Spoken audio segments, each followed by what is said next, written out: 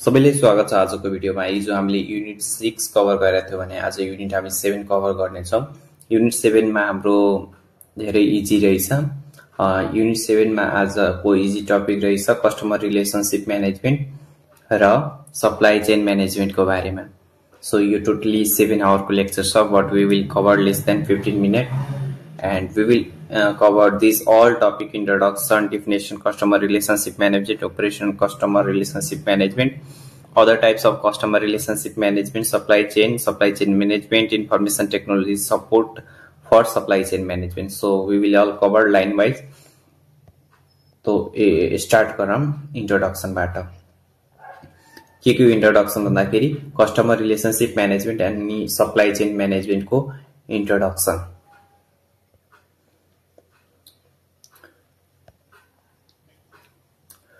So आजको competitive business वर्ल्डमा अर्गनाइजेसनले कस्टमरलाई राम्रो सर्भिस दिन, प्रोडक्ट टाइममा डेलिभर गर्न धेरै फोकस गर्नुपर्छ हैन।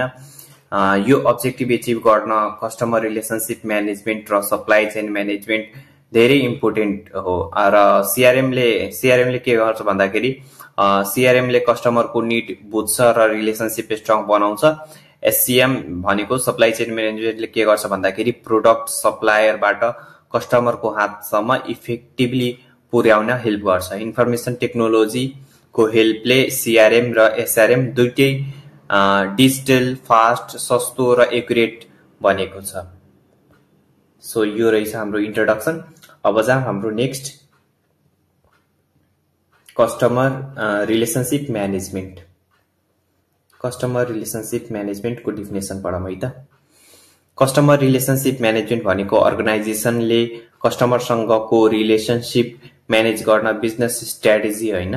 सिम्पल वर्डमा भन्ने हो भने सीआरएम हेल्प्स कम्पनी कस्टमरलाई बुझ्छ, उनीहरूलाई सेटिस्फाई गर्न कोसिस गर्छ र यो लङ टर्म रिलेशनशिप मेन्टेन गर्न राख्छ ताकि आफ्नो बिजनेस बढी प्रोफिटमा जाओस् भनेर हैन। यसको अब्जेक्टिभ के हो भन्दाखेरि रिलेशनशिप राम्रो राख्यो भने इन्क्रिज कस्टमर सेटिस्फाई हुन्छ र लोयलिटी बढ्छ।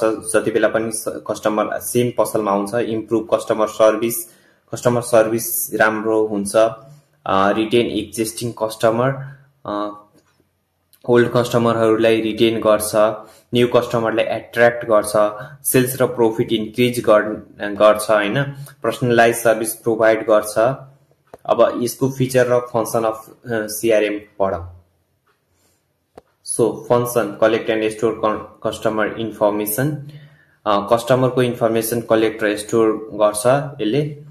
ट्र्याक कस्टमर इन्टरेक्सन, कल, इमेलबाट कस्टमरलाई बताउँछ के अफर छ, के छैन भनेर। Manage sales activity, analyze buying pattern, automate marketing and service process. Marketing email, SMS automation राख्छ हैन, जसले गर्दा आफै सबै कस्टमरमा नम्बर सेभ गरेर राख्यो भने सबै कस्टमरमा अटोमेटिक मेसेज जान्छ सिस्टमबाट र सबैले पठाउनु पनि परेन। एकैचोटी सबैमा अफर के छ आफ्नो पसलमा हाल्दियो भने सबमा आफै अटोमेटिक मेसेज जान्छ। सो यस्तो गर्छ। कस्टमर बाइङ बिहेभियर स्टडी गर्छ यिनीहरूले। इम्पोर्टेन्स के हो भन्दाखेरि सीआरएम कस्टमर रिलेशनशिप म्यानेजमेन्टको इम्पोर्टेन्स हेरौँ अब। Helps in understanding customer behaviour, कस्टमरको बिहेभियर बुझ्न मद्दत गर्छ। लङ टर्म ट्रस्ट बिल्ड गर्छ। Create competitive advantage, body advantage लिन्छ कस्टमरसँग। मार्केटिङ कस्ट रिड्युस हुन्छ र के हुन्छ भन्दाखेरि बिजनेस डिसिजन डाटाबेसमा बन्छ। Improve decision making using customer data. Types of CRM, यो हाम्रो मेनली 5वटा टाइप्सको छ। Operational CRM, analytical CRM, collaborative CRM, strategic CRM, social digital CRM. Operational CRM भनेको कस्तो सीआरएम हो भन्दाखेरि daily customer related activity handle गर्ने सीआरएम हो।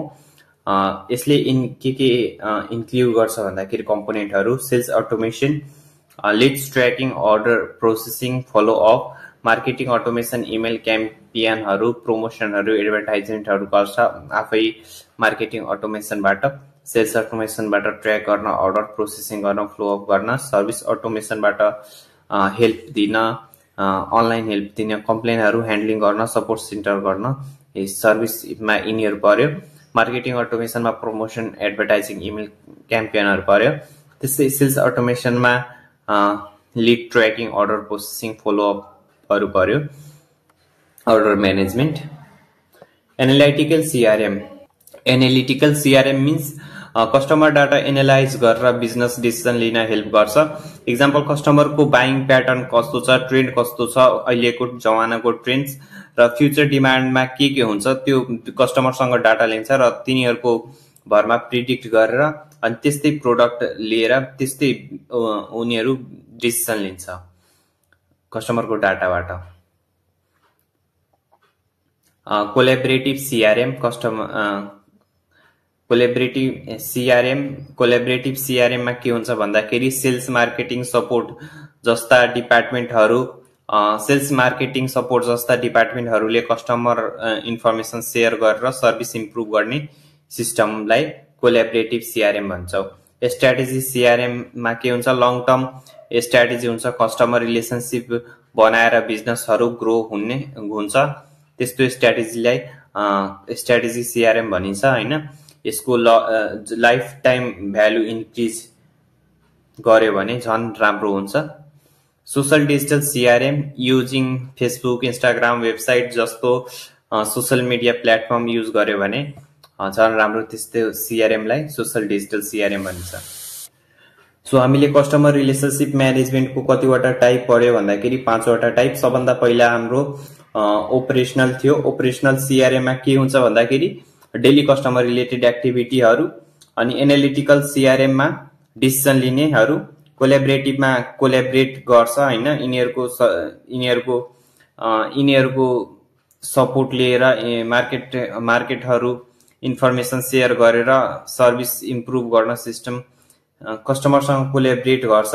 स्ट्र्याटेजीमा स्ट्र्याटेजीहरू बनाउँछ, कस्टमरको रिलेसनसिप राम्रो राख्छ ताकि लाइफ टाइम हाम्रो प्रॉफिट भइरहोस्। सोशल मिडियासँग कनेक्ट हुन्छ, यिनीहरूलाई सोशल डिजिटल सीआरएम भन्छ। सप्लाई चेन पढौँ अब। सोशल सीआरएम सक्यो। सप्लाई चेन भनेको के हो? सप्लाई चेन भनेको र मेटेरियलबाट प्रोडक्ट रेडी गर्ने र कस्टमरसम्म डेलिभरी गर्ने पुरै प्रोसेस हो। कस्टमरसम्म पुर्याउन सबै प्रोसेसलाई हामी सप्लाई चेन भनिन्छ। एक्जाम्पल अफ सप्लाई चेनको एक्जाम्पल के हो भन्दाखेरि फार्मरबाट हामीले मिल्क लिन्छौँ, मिल्कबाट हामीले डेरी फ्याक्ट्रीहरूमा पुर्याउँछौँ, त्यहाँबाट हाम्रो डिस्ट्रिब्युटर कहाँ जान्छ, अनि डिस्ट्रिब्युटरदेखि हाम्रो होलसेलरमा जान्छ, होलसेलरबाट रिटेलरमा, रिटेलरबाट कस्टमरमा। सो हाम्रो फार्मरदेखि लिएर यहाँदेखि यहाँसम्म गयो भने त्यसलाई हामीले सप्लाई चेन भन्छौँ। CPPL supply, CHAIN chain.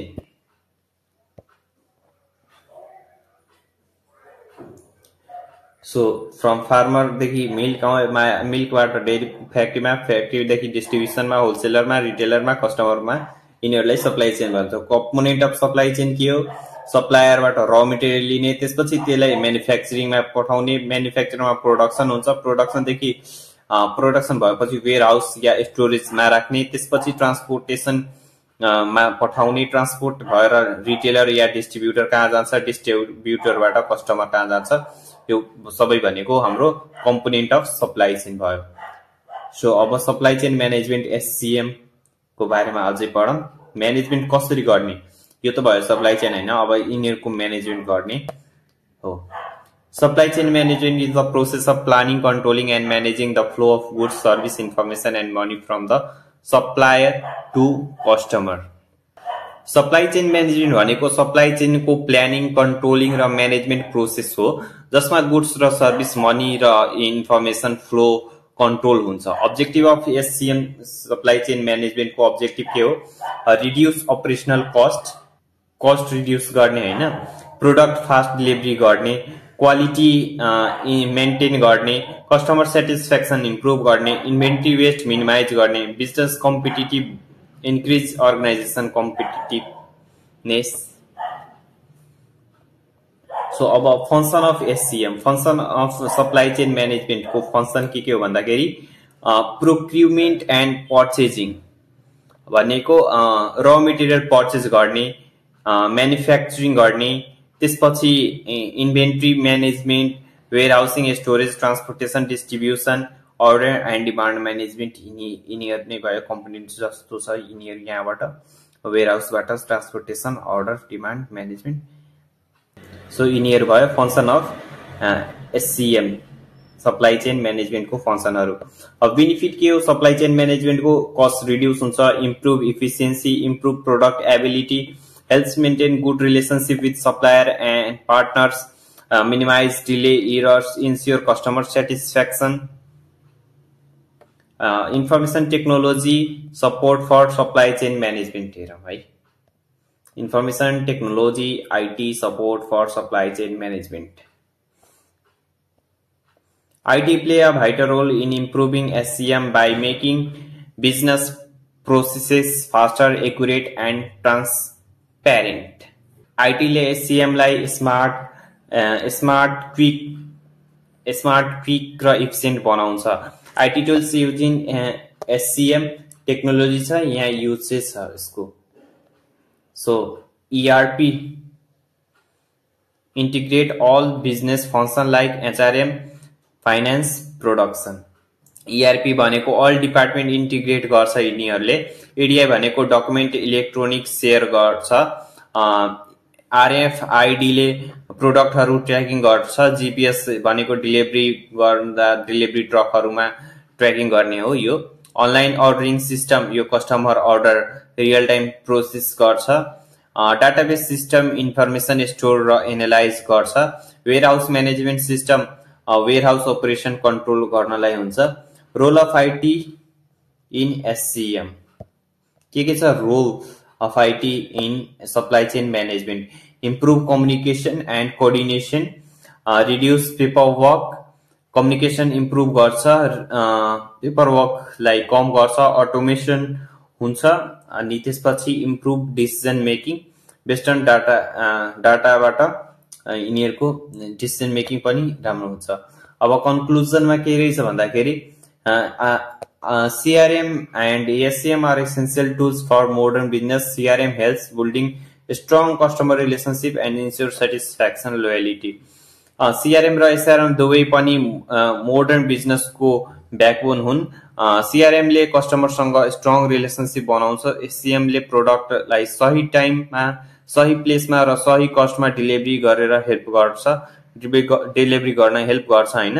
IT ले दुईटैलाई डिजिटल, स्मार्ट र एफिसिएन्ट बनाउँछ। कम्पनीले CRM र SRM इफेक्टिभ युज गर्यो भने सक्सेस, ग्रोथ र प्रॉफिट अटोमेटिकली बढ्छ। सो यो भयो आज हाम्रो युनिट 7 कम्प्लिट र अर्को हामी भिडियोमा आज नै युनिट 8 पनि कम्प्लिट गर्नेछौं र भोलि हामी युनिट 9 कभर गर्ने कोशिश गर्छौं। So see you in the next video.